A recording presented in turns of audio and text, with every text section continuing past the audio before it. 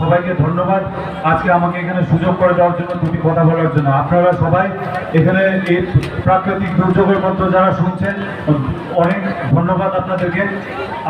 আমি খুব সংক্ষিপ্ত আমার বক্তব্য রাখবো। আজকে তিপ্রামোঠা সাথে একই মঞ্চে মহারাজা প্রদ্যুৎ কিশোর মাণিক্য দেববর্মাকে সাপোর্ট করার আমার একটাই উদ্দেশ্য, যেটা ওনার চিন্তাধারা এবং ওনার যে সৎ মানসিকতা, সেটাকে সামনে রেখে আমাদের পার্টিও তিপ্রামোঠাকে পূর্ণ সমর্থন করে। এখন অনেক বিভিন্ন লোক এবং বিভিন্ন পলিটিক্যাল পার্টি অনেক রকম দোষারোপ করতে চেয়েছে, মহারাজা প্রদ্যুৎ কিশোর মাণিক্যকে নিয়ে কথা বলেছে, কিন্তু একজন বাঙালি হিসাবে আমি সমর্থন করি তিপ্রামোঠাকে, এবং তিপ্রামোঠা আগামী দিন সরকার গঠন করে সেটা আমি চাই।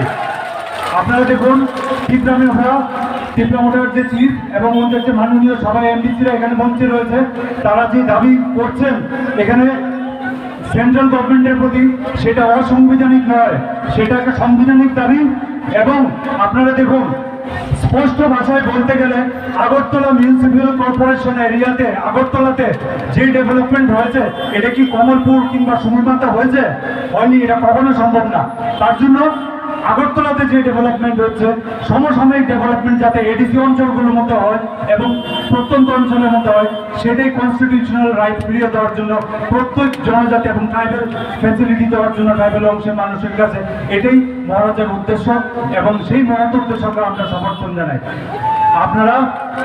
আপনাদের কাছে বিনম্রভাবে অনুরোধ এবং আবেদন, এখানে আমার বাঙালি ভাই ও বোনেরা যারা রয়েছে, তিপ্রামোঠার যারা সাপোর্টার রয়েছে, আপনারা আমাদেরকে জানেন যে আমরাও মহারাজার মতো সৎ পথে চলার মতো নাগরিক, এবং আমরা চাই যে সামনের দিনে তিপ্রামোঠার সরকার গঠন হবে, এবং অবশ্যই আপনারা যদি এই চিন্তাধারা রাখেন তো সরকার গঠন অবশ্যই হবে, কেউ আটকাতে পারবে না।